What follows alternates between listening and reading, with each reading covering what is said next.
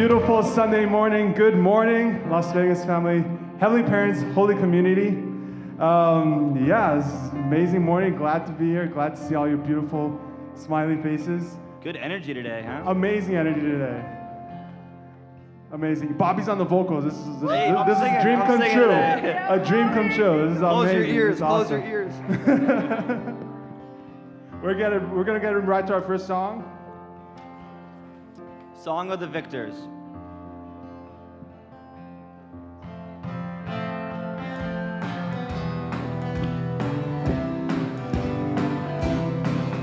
Sing aloud, Hosanna to the Lord.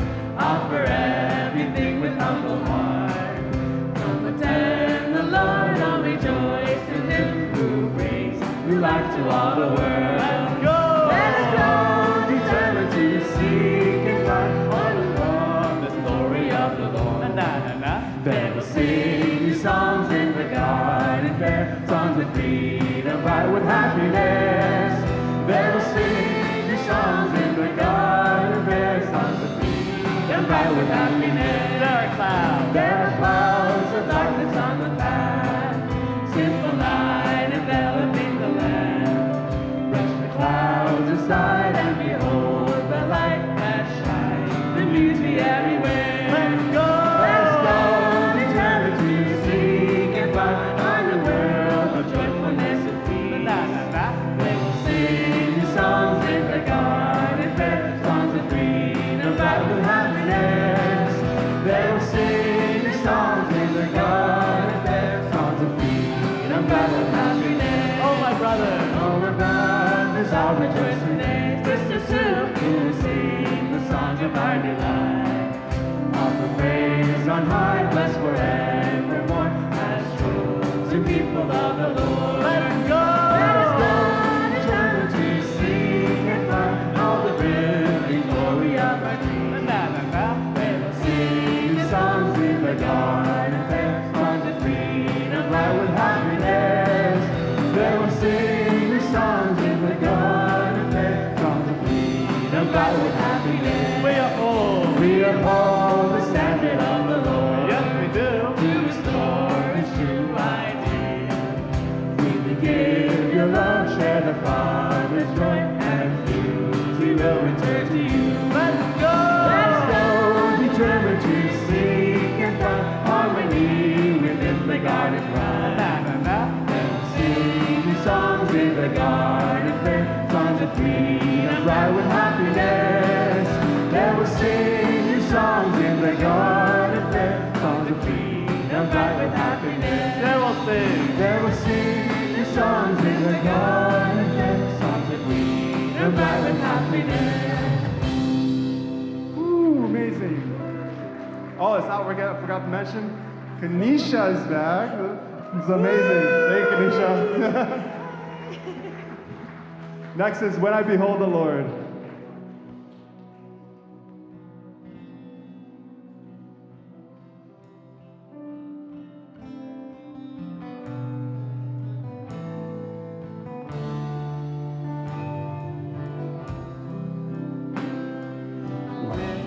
Behold the Lord of all, my old self dies away.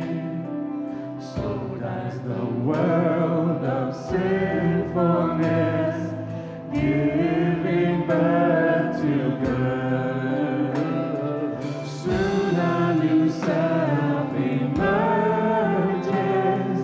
clear and bright and pure. Come and behold a new life, heaven and earth reborn. Now I behold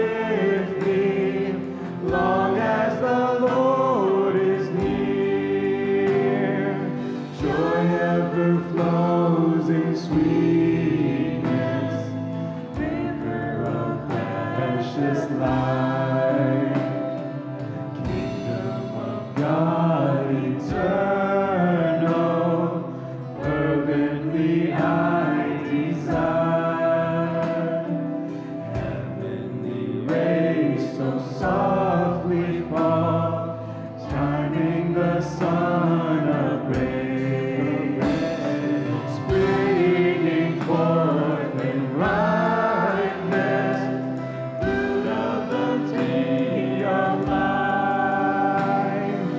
Torment of doubt is over, gone is the shadow of death, torturing every part of me.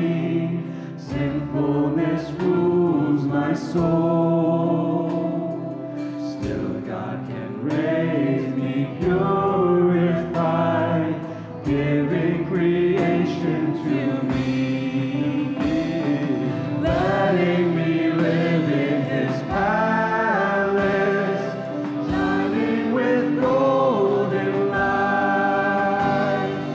Boundless His love and kindness, boundless His love for me. Boundless His love and kindness, boundless His love for me.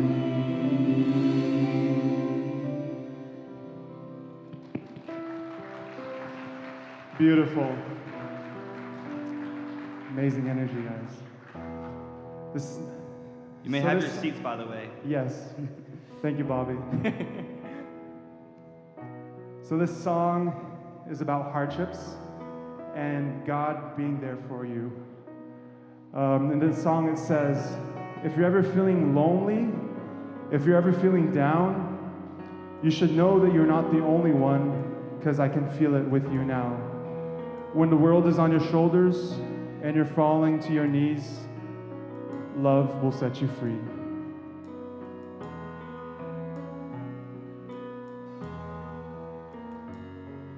I'm sure you're probably busy getting on with your new life, so far away from when everything we used to say was wrong is now alright. Where has the time gone? Where has the time gone? If you're ever feeling lonely, if you're ever feeling down, you should know you're not the only one, 'cause I feel it with you now.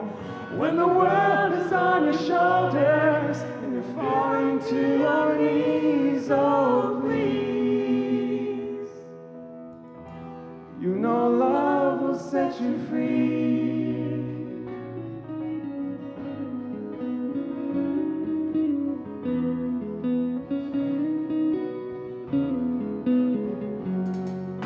I took a long and lonely walk up to an empty house.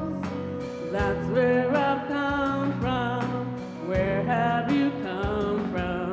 The more I live, the more I know I got to live without. This ain't no sad song. Life has to go on. If you're ever feeling lonely, if you're ever feeling down, you should know you're not the only one, 'cause I feel it with you now. When the world is on your shoulders and you're falling to your knees, oh please, you know love will set you free.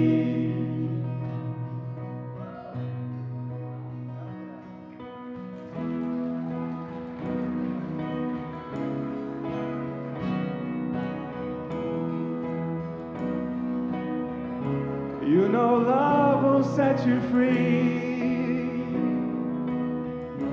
You know love will set you free. You know love will set you free. You know love will set you free.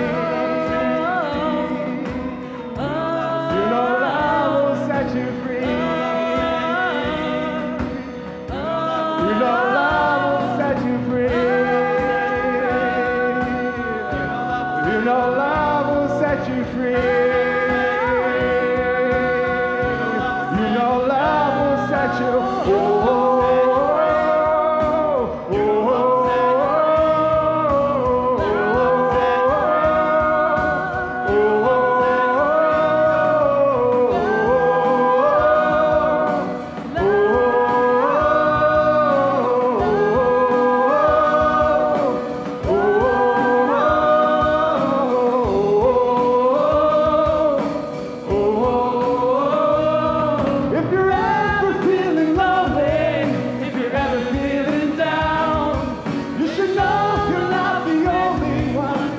feel it with you now.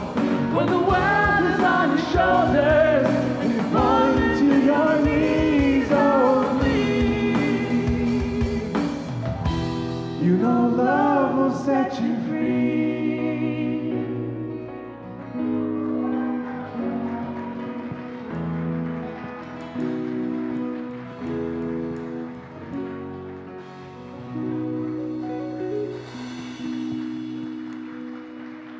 All right, all right, all right. All right. That was good. Oh my God. How we feeling? Feeling good? You better be, because what we're about to do is a risk. All right, we're gonna try something new. This next song, you guys are gonna sing. Okay, we're gonna take a break. We saw a concert over the weekend, and we were really moved by how the audience really sang this song at this concert. So we're gonna sing this song together. So I really want everybody to stand up for this song, okay? We're gonna lift the energy. We're gonna raise the spirit in the building, okay? At one point in the song, this half of the room is gonna be singing something different than that half of the room, okay? Be ready for it. We're gonna mess up. It's fine, okay? This song's not about being perfect. This song's about energy. This song's about self-expression. I can't even sing this song, and I'm singing. It's too high. So if I'm singing, you gotta be singing. All right? So we're gonna sing it all together. You know the lyrics. It's how great is our God.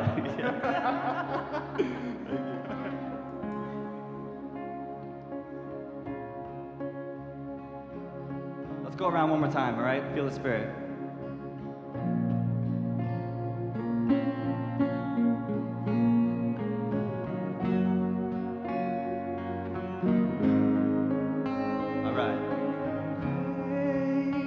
Is our God, sing with me, how great is our God, and all will see how great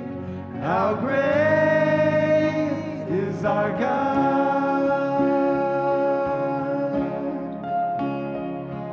The splendor of the King, clothed in majesty. Let all the earth rejoice, let all the earth rejoice. He wraps himself in light, and darkness tries to hide, and trembles at his voice, and trembles at his voice. How great is our God, sing with me, how great is our God, and all will see how great is our God.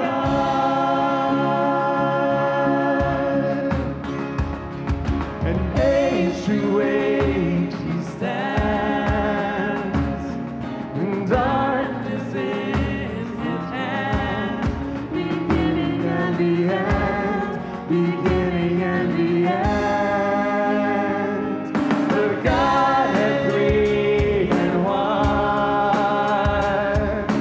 Father, Spirit, Son, the Lion and the Lamb, the Lion and the Lamb. How great is our God? Sing with me, how great is our God, and all will see how great is our God.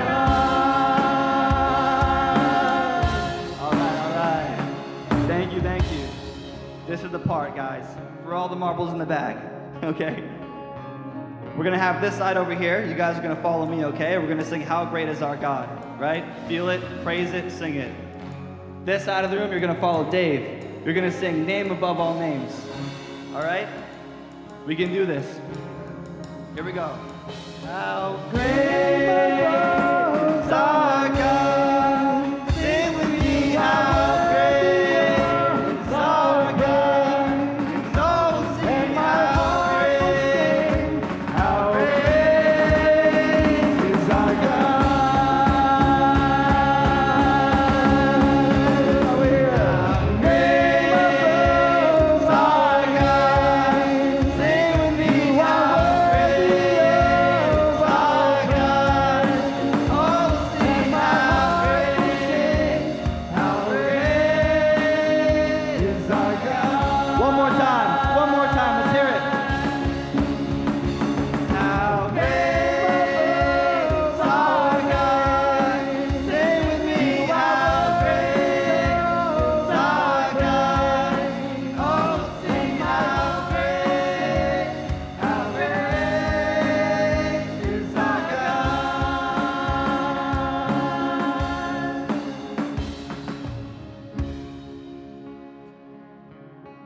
Great job.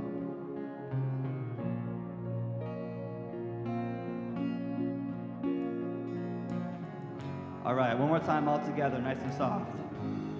Just the chorus, just the chorus. Is our God, sing with me, how great is our God. All will see how great is our God.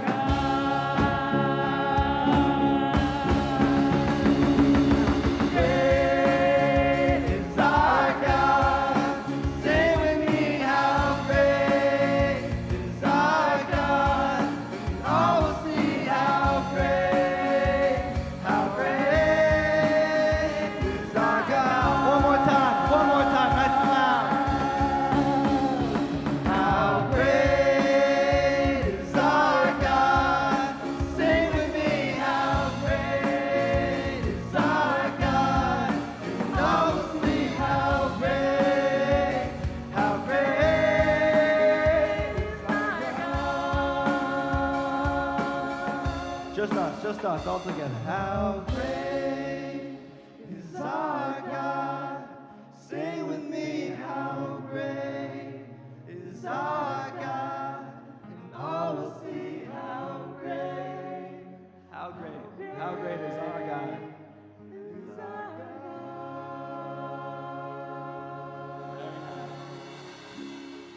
Give yourself a round of applause. Thank you.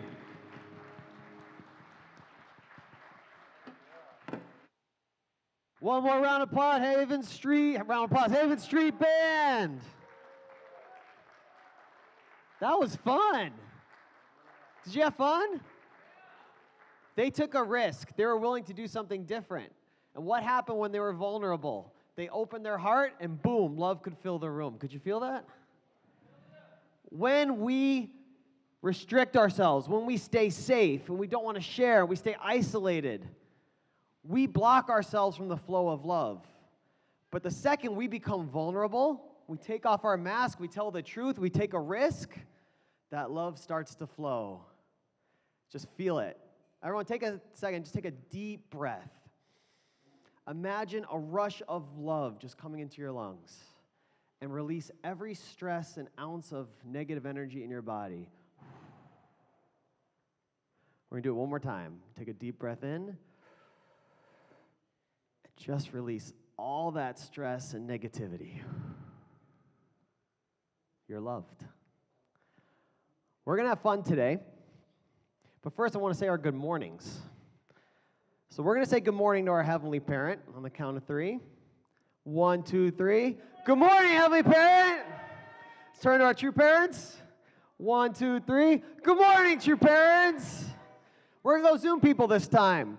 That camera right there. 1, 2, 3. Good morning, Zoom people. Wave your hands. Send them love. Is there a camera? I saw spirits. There it is. It's all dark over there with the speaker. I just had faith and trust. It's all good. I'm still loved. There's actually a bunch of Zoom spirits, and they were very appreciative. All right, now turn to your neighbor, give him a high five, and say, good morning, neighbor.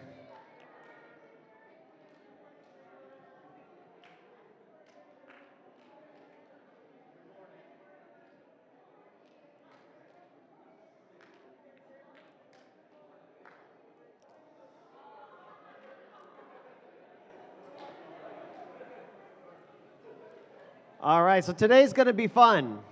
Today's our next installment of our Fireside Chat series, and this is a chance to get to know our members, especially our historical members, people that have been around, and hear their experiences, their stories, and their experiences with True Parents and growing up in this movement. Today we have a beloved leader going to be able to join us here. If you ever want to know, like, what Wikipedia is like for a divine principle, I would say this leader is a walking encyclopedia of divine principle knowledge. Knows it inside out. I don't know. Would you say you've given a divine principle lecture 1,000 times by now? Wow. That's basically the back of your hand. You could go to sleep like doing the 4-position foundation, right? It's just like, it must be like second nature. Just comes out at all random times, the insurance guy and all their kind of stuff. He has great experiences. He has a big heart for our community, and it's going to be a lot of fun hearing his story and get to know him. Let's welcome up Reverend Compton.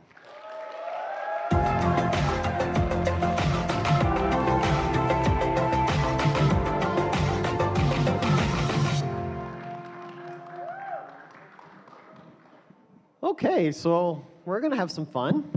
We're going to pretend that there's a fire. So there's a big burning fire in the middle here. Y'all can feel the warmth. Yeah, it's great. Me too. I'm a little higher, so the smoke is kind of coming at us a little bit from our fire, so just forgive me a little bit if I wince and stuff like that. It's going to be great to get to know you. It's good to be here with you. We're not going to ask your age, but where were you born? Where did you grow up? I was born Palo Alto, California. That's in the Bay Area, around the San Francisco area. And where did you go to college? Well, initially I went to UC Berkeley. Yeah. So California, Bay Area, UC Berkeley. I'm just going to take a little stab at the dark. I'm going to throw a dart that probably when you went there, you didn't believe in God. That's right. That's right. So where were you at in your life of faith before meeting this, or I guess in your spiritual journey before meeting the movement? Well, when I was young, my parents, my mom, wanted us to go to church, all the kids. There were 5 of us. So when I was young, went to church, went to Sunday school, and I really actually developed a deep feeling towards Jesus. I was so moved by my Sunday school teacher. But my dad was a professor. We grew up on a university campus at Stanford. And the anti-war movement, you know, when Vietnam took place, so the leftist activities really swept the campus. My dad got into it. My older brother and sister got into it. So I got into it, and I became an atheist, you know, because everybody in that movement were atheists, Marxists and such. And so I tested God during that time, and I got no response, so I left the Christian faith and everything. And so I became an atheist. This was in high school. I was in high school. So I became quite a strong atheist, quite active. And so when I went to Berkeley, I was a pretty strong atheist, making fun of Christians who came on the campus with their Bibles and stuff. Yeah. So that was me. So then, okay, so you have that perspective. So you're not like the most ideal candidate that's like searching, because you're making fun of people. I'm sure someone must have been intimidated to go up to you to even talk to you. So how did that all happen? How did you get interested to this faith, to the movement? Yeah, so I did well in school. So my senior high school was at Berkeley, but at the same time, I was going to the university, same time. And at the high school, a student named Richard Zinke, he and a couple other people had actually made HARP, which is high school kids, right? For the Research of Principles, a high school club. So he invited me. You know, I was new there. I just moved there for my senior year. So I grew up in Palo Alto, and I moved to Berkeley for my senior year of high school, last year of high school. So I didn't know anybody, and he invited me to come hear this new philosophy from Korea. So I thought, oh, that sounds really exciting, you know, kind of spiritual. And so I thought there'd be a big room like this with some speaker wearing Korean clothes, and, you know, that's what I was expecting. Instead, this member of our movement, in a little room with myself and maybe 2 other people, gave this long 2-hour lecture with diagrams and the whole principle of creation, like in 2 hours. And I did not like it at all. So you wouldn't have thought, if you would have told yourself in high school that your destiny would be giving 1,000 of those things, you wouldn't have guessed that. Never. Oh my. Never. The people I felt most sorry for when I was growing up, I used to really feel sorry for people coming door to door selling stuff. I remember feeling so sorry for them. Like, Mom, you should buy something, you know, these poor people. And the other people I really felt sorry for were religious people, you know. So those 2 groups. Were you ever part of MFT? I was. Yes. Okay. So, so you were in high school. You heard this talk, and then what happened? I didn't like it at all. I told him I wasn't interested. But Richard, he invested. I think we spent about an hour and a half. He just didn't want to give up trying to convince me. So finally, the point he made was that you can't judge something unless you hear the whole thing. And I thought to myself, finally, after, he just kept trying and trying, I thought, well, I'm in a new place. I don't know people. I have some time. So I said, okay, just for his sake, I thought, okay, I will listen to all your lectures. I think there were like 10, 12 lectures to listen to. So I agreed to listen just for him. Yeah. Okay, so you heard these lectures, so now you heard it longer. Did that like change your perspective, or were you still like pretty negative? No, I became more negative. So I thought, okay, I'll buy the book. I bought the book, Divine Principle, to make myself look like I'm sincere. And then I said goodbye. And I was into mountain climbing. My dad's a geologist, so we spent a lot of time out in the outdoors and stuff, different trips. So I got permission from my parents to do a solo mountain trip on my own in some wilderness area in California. So I was out there by myself for a little over a week. One thing I learned is it's not good to be alone. Yeah, relationships are really important. But when I was out there, one thing came to me from the Divine Principle was about purpose. Somehow at that point, because when they were giving the lecture, in the middle of the lecture, I threw something on the floor, because he had said everything has purpose. So I just knocked my books on the floor and said, what's the purpose of that? I was terrible, really. I was quite antagonistic and quite negative. So anyway, when I was in the mountains, this kept coming through my mind over and over again. So I thought, I should have some purpose. I should have some kind of purpose to life. So then after that, for the next several weeks, I began looking books of philosophy at the library at the university there, and just kind of trying to research what do they think in philosophy about purpose, and I couldn't find anything that was at all satisfactory. And then they had a picnic. The church had a picnic, and they thought they'd invite me again, I guess they didn't want to give up. So I came to this picnic, and then I thought, maybe I'll listen to this again. So I actually asked, because when the first time I heard, I didn't listen to it with an open heart at all. So I thought, well, maybe I'll actually listen to see what they have to say about purpose. So then I asked, and then I heard the Divine Principle a second time. So you heard it again. I guess one little side question just popped into my head. We're going to go back to this journey here, but you mentioned you were kind of like you weren't the easiest person for them to give lectures to. Did life ever bring karma back when you're giving all these Divine Principle lectures now? Did you ever run into yourself again? Yes. So it helped me to have patience with people because I know how negative I was. And I realized, we shouldn't give up on people. Yeah, some years later, I found out that my spiritual parent, during that 1 year when I was struggling, he did a fast for me one day every week for almost a year. For you? For me. Yeah. Wow. So I really appreciate my spiritual parent. Wow.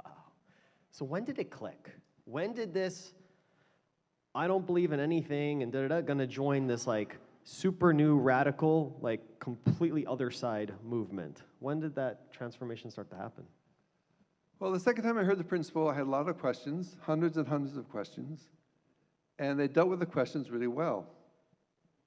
So I kind of thought the second time, I'm going to help my friend Richard Zinke get out of this religion, That was part of my motivation. But as we went through the principle again, it really began to answer all my questions. Oh yeah, one thing is I made a promise to myself the second time. I made a promise to myself that I will never join this movement. That way I could ask all the questions I wanted, I could study as much as I wanted, but the one condition I made with myself is you can't ever join and become religious. That was my condition. So anyway, I thought that I was going to have the upper hand. I was quite arrogant, as you might get a sense at that time. I thought I knew everything. Did really well in school, and everything like that. So I thought, and then but they really answered the questions. But I was not at all, thinking of joining at all. And then one evening, I think every few weeks they would have a testimonial night. And I came to the testimony night, and Carol Ann DeBracra was sharing her testimony. You probably don't know her. No one here knows her. She was a member of our movement. And I looked at her differently because she didn't live in the church center. She is a PhD student in psychology. So I looked at her a little bit differently than the other people in the movement. So she gave her testimony, and from the time she was a young girl, she had experiences with the spiritual world. I mean, powerful experiences that she had all through her life. And when she shared that testimony, I knew there was a spiritual world. I mean, my mouth was literally like dropped open. I just couldn't, I knew she wasn't lying. I knew she was genuine. She's an intelligent person. And all these things she was sharing were for real. So my experience wasn't with God at that time. My experience was realizing there's a spiritual world. And at that moment, all my, theories of evolution and all my scientific theories, they all just collapsed. Because I knew the spirit world would not emerge just because atoms happen to be bouncing, this random way. I realized suddenly, oh my gosh, there's eternal life, and there really is a God. So that night, usually they'd give me a ride home. I lived about 3 or 4 miles away. But I just said, I'm going to walk home. So it was about 11 at night. I'm walking home. And on my way home, I had a spiritual experience. A voice said to me, it said, Andy, you're going to join this movement. And I just was, because I was already in a daze, just walking. It was late at night. And I thought maybe somebody from the center had followed me and had said this. So I was desperately looking through the bushes nearby. And Mr. Zinke. really, I thought, this can't be happening. And there was no one there, of course. And I kept walking home, got home, came in the kitchen, didn't turn on any lights, opened the refrigerator door, and the light comes on then. And the same thing happened again. And I just kind of sat down in the chair, and I was just like shaking. And then I finally said, I know you exist to God. And then I said, okay, I give up. I will devote my life to you, and whatever I can do to help create your kingdom, whatever you need to have done, that's what I'll use my life for. And that moment, this is like a second spiritual experience where suddenly all the weights of the world were gone. And everything, because during this year, when I was studying the principle a second time, it was like maybe 6, 7 months, I read through the Bible from beginning to end. Because I wanted to check everything that they were teaching. So I read the whole Bible carefully with notes and everything from beginning to end. And so when I sat in this chair and kind of gave in to God, it's like this incredible clarity came. I can't describe it. And I just felt so much joy because that I realized God exists. And if you're an atheist, you're very skeptical about life. It's kind of a doomsday future if you're an atheist. The world's going to end, human race has no hope, and it's all for nothing, basically. So when you realize God exists, suddenly life has meaning. There's hope. There's a God that everything's going to be okay. That was my feeling. And, it was so wonderful feeling. It lasted maybe about 2 or 3 weeks. I remember going to my classes at UC Berkeley, almost skipping, jumping. I mean, I wanted to tell everybody, God exists. There's eternal life. And so that was an amazing moment, yeah. And what year was that? 1971. 1971. So from that point, okay, so you're going to join this movement. Crazy leader, other country. What was at that point, if you're accepting divine principle, then you're accepting the true parents, identity of true parents, those kind of things. What was your mindset of what true parents would be like, a messianic figure? What was that like? Yeah, that was kind of hard for me. But at that time, we didn't even have pictures of true parents. Like it was really special to see a picture of true parents at that time in the church center. Like, not everybody was allowed to see a picture of true father, for example. Like, there's that kind of environment in the church center there when I joined. And but anyway, Father came to America. We heard Father's going to come to America at the end of 71, beginning of 72. And you might have a chance to actually see him. So I was so excited.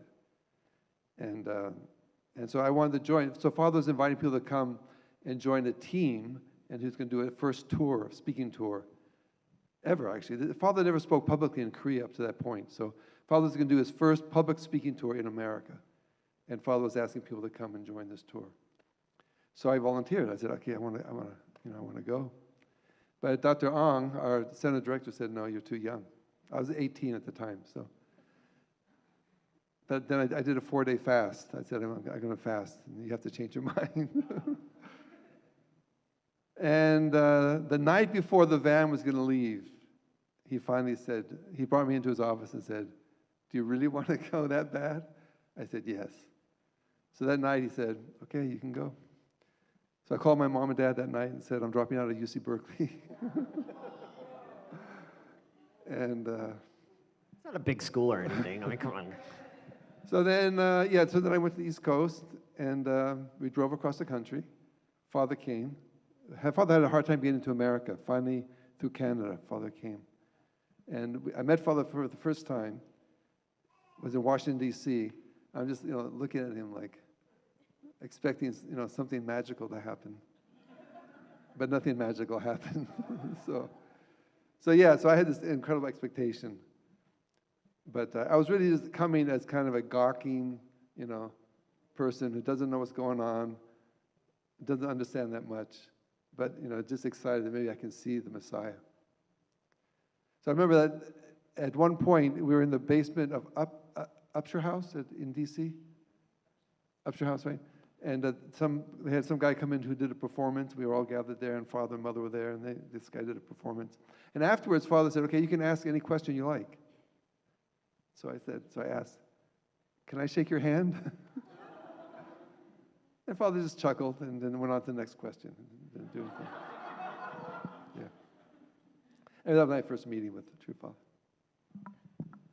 So, yeah, you have this experiences with your parents, and you have this big expectation, messianic figure, those kind of things. It can feel like an absolute figure there, but at some point in your spiritual journey, you started to view true parents, and especially true Father, differently. More than just an absolute messianic figure, but more accepting that this is a spiritual parent for me. What was that part of your journey like? Yeah, so from the early time, I was asked to take leadership role, even though I was quite young, because we were limited in numbers of people. And that was really hard, because we'd come, like monthly, we'd meet with True Father or meet with these leaders. And, it was like about how much results do you have, and people had to get up in front of Father and report. Oh my gosh, it was just terrible. I was devastated. It was so difficult. So my own father was a very authoritarian kind of a person, very strict.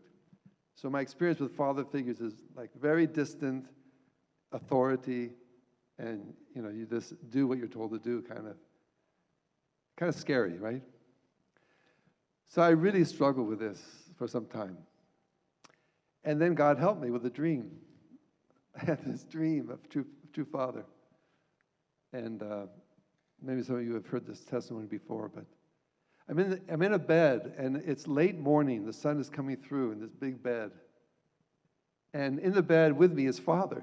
We're in our PJs in the bed. And at the head of the bed, there's a high thing, and there's a radio up there, and music is playing. And it's a really clear dream. In color. It's just really a vivid dream. And Father's there, and Father says, Andy, change the radio channel. So I say, okay. So we're lying in bed. So I'm trying to reach up to change the station on the radio channel. And then Father tickles me. Come on, change it, So I try again, and each time I try to change the channel, he just tickles me. Like really extreme, So that dream helped me so much. because I realized Father is my Father, that He really loves each of us. He wants to be intimate with each of us.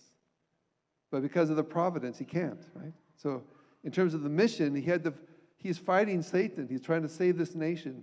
So He had to push us as strong as He could push us without us running away. That was what I felt.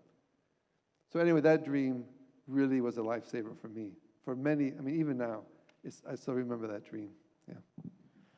So you had that dream experience, you're feeling more called. At some point then also, like, you're asked to take this leadership role very young, not like that much experience. Like, I've been in the movement now for 34 years, you know, it's like you were there like just a couple of years, very fresh off the boat, so to speak. And at some point you had to probably make a decision.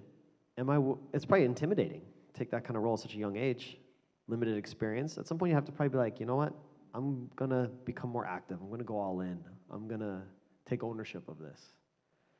And when did that start to happen, and how did you start to think like that? Oh, it's hard, you know, to take ownership of this. For many years, I felt like I'm kind of outside of a house looking through the window, and you see people inside, you know, eating dinner together or something, and you feel like you're kind of observing. Yeah, so for a long time, I felt like that, you know. Like, I know God exists, I know that God's trying to save the world. I've pledged that I'm going to help, but I don't really feel like it's ownership. I don't feel like it's my thing that I was born for. And so, yeah, that was a hard thing. I mean, I did the things that, you know, we were asked to do. So when Father first came, I went and traveled with Father on a speaking tour. At the end of the tour, we were asked to go and pioneer one city, you know, each state. So Father gave each of us 5 $100 bills. Remember that? And then, okay, goodbye. And in the morning, during the speaking tour in the morning, Youngmi Kim would teach Divine Principle. So we would take notes on the Divine Principle at that time. So I had my notes on the Divine Principle, hearing his lectures. And so I took those notes with me, and we drew it out of a hat, you know. So I got Richmond, Virginia. So I went to Richmond, Virginia. And I went there, and at that time we hadn't started fundraising yet. There was no fundraising in our movement at that time. So I got a part-time job working as a nighttime cook, got a small little apartment near the VCU, Virginia Commonwealth University campus, and bought a piece of plywood and painted it with green paint. Went to the Salvation Army, got a few chairs and a table, and then started inviting people to come and started, you know, teaching principle. So I think as I taught the Divine Principle, that's when I gained more ownership. Yeah. So when you teach, that's when you'll learn the most, is when you teach the Divine Principle. You teach anything, that's when you learn what you really believe and what you don't really believe. So that was really helped me a lot, was to teach Divine Principle. And what was the experience like then by yourself? Having to build your own foundation, find members, witness to members, like, that's kind of cool. What was that like? Gosh. Well, I can't share that I had some great victory, brought a lot of members or something like that. I taught a lot of people, and we had IWs. Father had some elder members go around and visit, you know, so they would visit once in a while. And there was a team. So half of us went out pioneering, and the other half created these teams, these bus teams that traveled across the country from California. That's where the 7-city tour ended in California, so that's where we were. So we went out to our different places in these bus tours. So I was at the end of this bus tour, so I was there for this, you know, this whole period. And they finally came to where I was. And then at that time, with the help of the support, those people I had witnessed to and various people, then some people joined. At that time, people joined. But also at that time, Father took all the leaders who had been sent out, and we went for training at Barrytown. So that's when I left Virginia. Yeah. Cool experiences. You shared some pictures that I'd like to show everyone from your days doing these things. So let's see what we got. Let's see here. Oh, go back. Hello. Hey, it's my blessing with my wife, Lydia. We were matched in 1979 in May. So this next month will be 43 years. And yeah.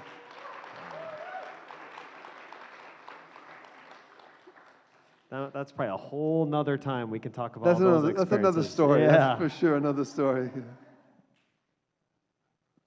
Oh yeah, this is an interesting experience. So my central figure told me, you know, you're a leader in this state, and you look too young, so you have to grow a mustache. So this was a direct order, okay? So I grow this mustache, or I tried to grow a mustache to try to look older. Then when True Parents came to my state and did the speaking tour in my state, right? And the first time we met together at breakfast, True Parents were not happy at all. Whoa. Oh boy. I wanted to say, but this person told me to do it. Anyway, I got up from the table and went and shaved. Wow. But this is the picture where I don't know if you can see it, but I was growing a mustache. Yep, this was when I was a leader in, at this time, Minnesota. I was state leader in various places. Had different missions, MFT, and different missions as state leader. But this was, I was in Minnesota. And Father took a picture with each group, each kind of region in the country at that time. How old were you at that time? I guess, let's see, 80. I guess I'm about 24 or so, 25. 24? Yeah. And at that time, how many different states were you state leader for at that time? First was Virginia, then I was sent to Arizona after training, then MFT, Yeah. and then something happened in Minnesota where suddenly the state leader, some problem came up, so they pulled me off MFT. So that was my fourth. Fourth. Yeah. Raise your hand if you're 24 years or younger. It's a big responsibility by 24. That's a lot on your shoulders. So all of you, he's going to hold the training after this talk, and we're not going to send you to other cities. We'll just pick different parts of Las Vegas, and good luck. 5 $100 bills is probably equivalent of like $20,000 now, so yeah, good luck. Was that the last one? I don't remember, actually. Let's see. Nope. That's my family, a few years back. But I have older son, older daughter on the far right. Then next son is in the middle, and my youngest daughter is on the left. Great. I'm the guy in the front there. Yeah. I haven't changed. I kind of want you to grow a mustache again. Huh? Bring it back. Right. I want to kind of conclude with this time. Just for the last, I don't know, it's got to be like 8, 9 years, you've really had this mission to just keep teaching and sharing divine principle. Throughout all this time, it's like 50 years now, right? Yeah. What keeps your fire going? Why do you keep investing into it? Because I don't think it's been an easy 50 years. I don't think it's been simple. You didn't choose the simple life, but something pushes you to keep doing, keep sharing, keep investing.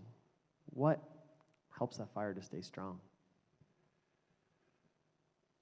Well, first, I always go back to my experience in front of the refrigerator when I kind of promised God. I made a promise to God that I would use my life. That moment was a very deep moment for me. I really made a sincere commitment. And part of that came, I think when I was studying the divine principle, one of the things that moved me the most was history.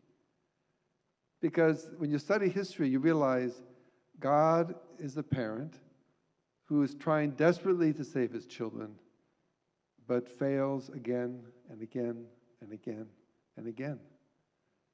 And no one realizes what he's trying to do, and no one is there to help him. When Jesus came, everyone betrayed him. So I just had this tremendous sense of like, wow, God, who is my heavenly parent, has been going through this all through human history, right? So I thought, I can't let him down, I just don't want to hurt his heart again. So was really a big thing for me, why I joined this movement and kept going. But the other thing is, true father and true mother exemplified that kind of unchanging, unwavering determination. And I don't have experiences where I spent hours and hours and, with Father personally together, one-on-one, not like that. But just over the years, going to all the meetings and leaders' meetings and Father taking us fishing and training us. And just watching Father believing in us absolutely and investing in us with all his heart. One memory especially I remember at Belvedere, when I was going through training at Belvedere. One early morning, we gathered at the rock, the Belvedere Rock, with Father, and he spoke to us sitting on the rock. Early morning, we saw the sun come up.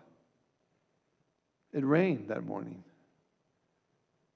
And Father kept giving and giving, and the sun was at high noon, and he kept giving and giving, and the sun went down. I mean, have you ever seen anybody pour out their heart, their energy?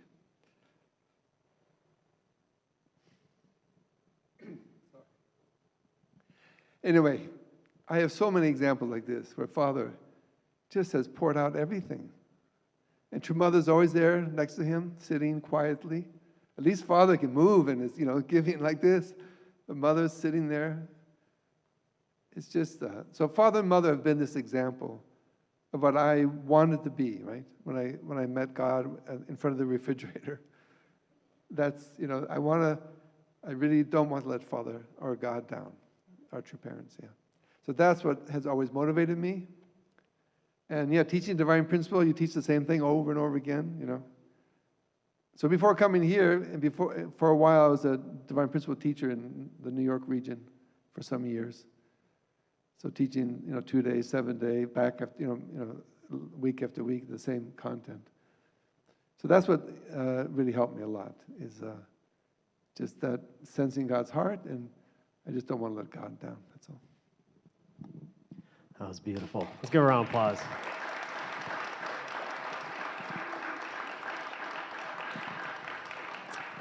Final question I'm going to have is for our younger people in the audience who aren't going to have those type of experiences that you had, not the same opportunities.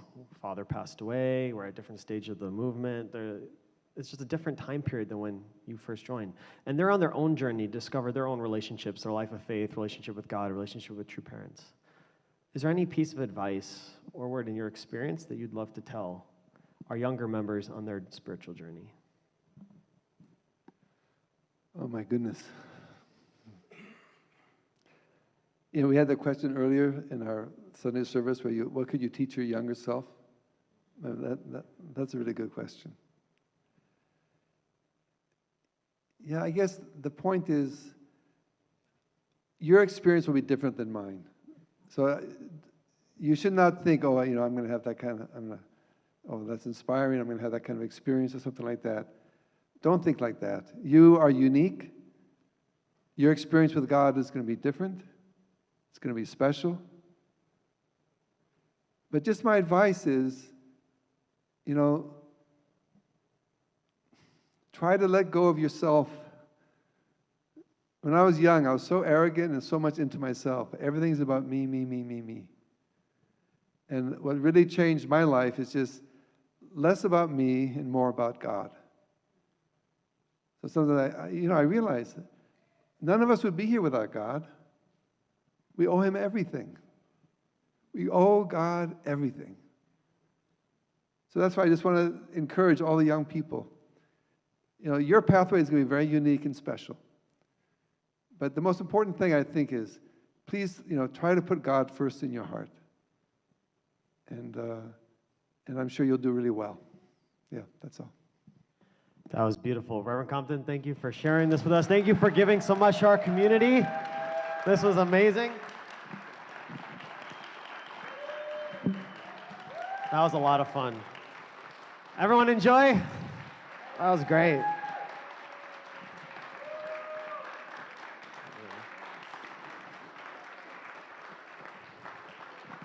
Since moving here, he's really poured a lot into our community.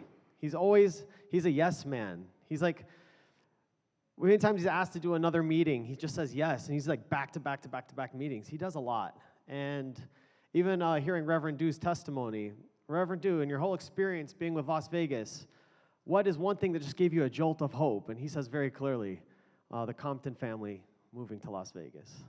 Yeah, so thank you so much for all you do and for sharing that. So for all of you, when you go home and you're going to have your lunch, when you open the refrigerator, pay attention. Pay attention. All right, that was great. We're now going to go into our offering. For anyone that has prepared a financial offering to support our community, we have, by True Parents' picture here, an offering box. You can come up here and put your offering in the box. There's envelopes in your bulletin. For people that are digital, you can text a dollar amount to 702-820-5511. And like the band did today, they took a risk. And by taking a risk, they helped the flow of love just enter this room, which set the stage for Reverend Compton to share that helped all of our hearts to be open. I encourage you to, if you're on the fence, to open your heart to give. All the money that's coming in is going back to support our community, to support our families, that our families can feel loved, that you can feel love.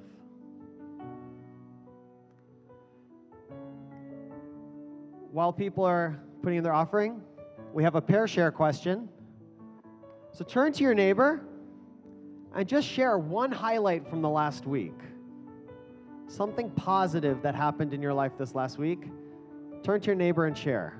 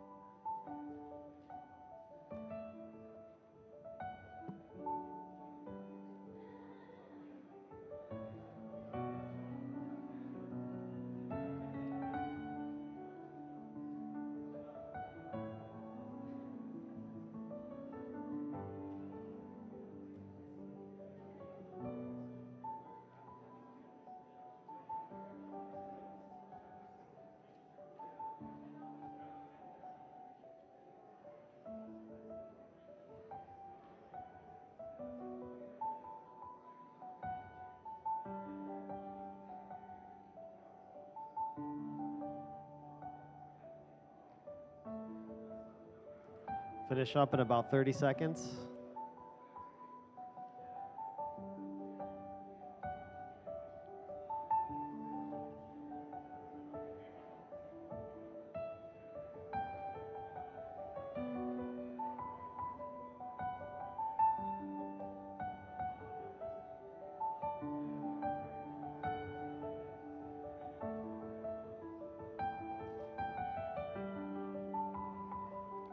All right, we're now going to get into our announcements, which I may need another microphone. Bobby, can you be my runner? I don't know where I put the microphone we were using. Oh, there it is. Great. Any newcomers or returning friends, we're a big family here. If there's someone that hasn't been here in a while, or you want to introduce someone's coming back, raise your hand. Great. We want to meet you. My name is Laura Aquino, and I come back to enjoy again the church. Yay! Good to see you.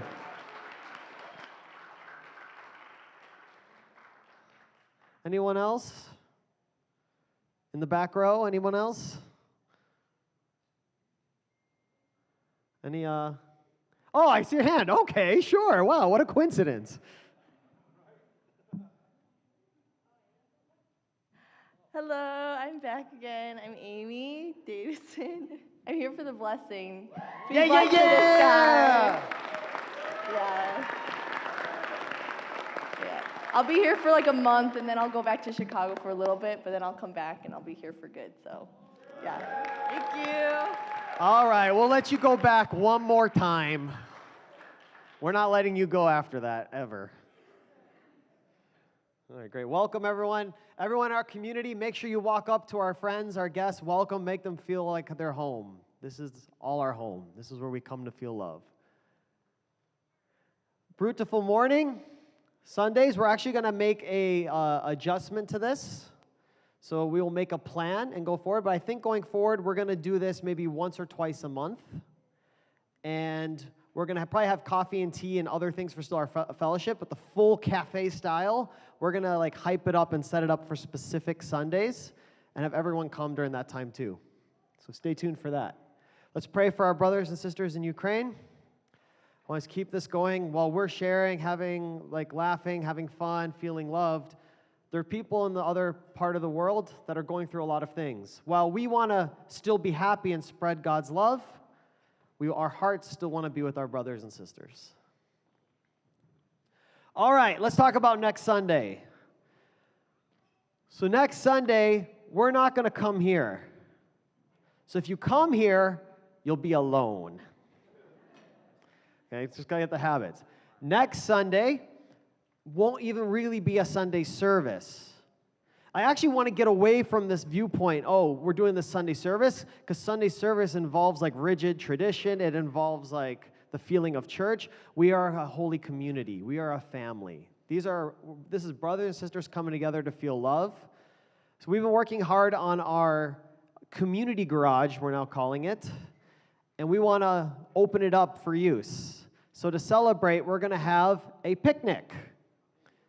So we'll have a barbecue next Sunday at Chunwalgung at 11 a.m., not p.m., again, just clarifying, at 11 a.m., and we're going to do our first ever Food is Love cook-off. So we're going to have sign-up sheets in the back while we have snacks, and you can write down if you'd like to bring an appetizer, entree, or a dessert. You can register it. And then as a community, we're going to vote. And we're going to pick which one was our favorite, and we'll have prizes for the winners. And the joy is not that you win. The joy is the whole community just thinking, ooh, what can I make? What could be my best dish? And everyone just bringing their best to bring joy to everyone else. So we're going to have fun there. I invite everyone to come, invite friends. It's going to be a great time. And that's going to be next week at 11 o'clock. Shining City Project did Wetlands Park. What? Jeff, was it wet? Planting.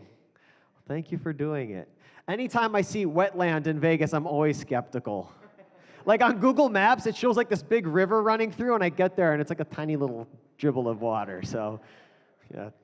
Thank you for helping turn our Sin City into Shine City. Okay, Essentials of Real Love. We are having our finishing meeting. It's been a wonderful journey. I would say the last week was our best yet. The more we go, the more people are feeling free to open their hearts, share, be vulnerable, and we're learning about loving, unconditionally loving. If you still haven't come, I would say come anytime. We had some people come for the first time last week, and the principles you learn can change your life. Holy Cosmic Hyojung Blessing, Friday, April 15th. We're going to be celebrating our couples. I think we have 4 couples from this community. I think 3 from this community, 1 visiting, and let's make them have 4 from this community. Cool. It's the biggest day of their lives. Let's make them feel special.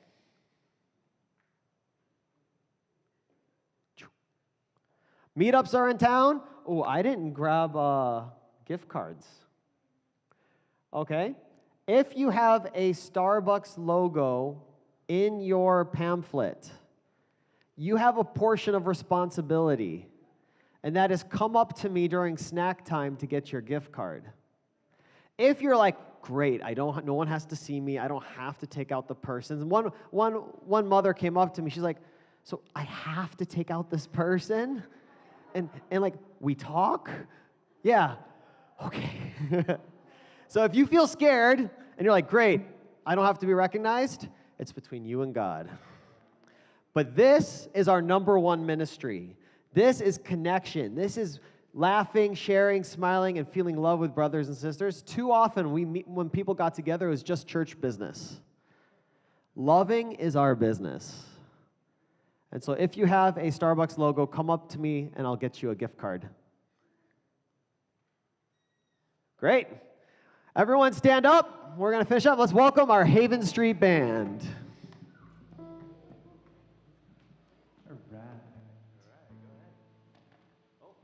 Sounds. Drums. Action.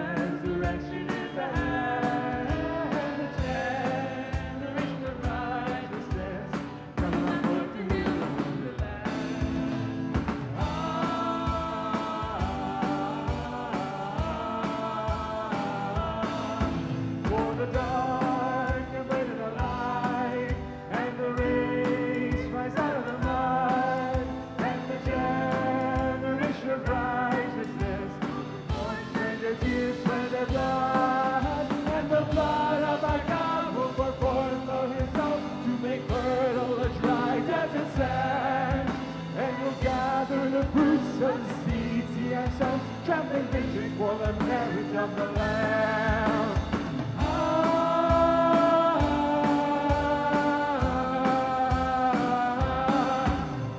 God has given His land. With His hand we stand. And you will a new age. Give me a hand, brother, and all we can. As the day comes out of the night, the generation will come forth, the generation of righteousness, walking the way to heaven, the way of truth.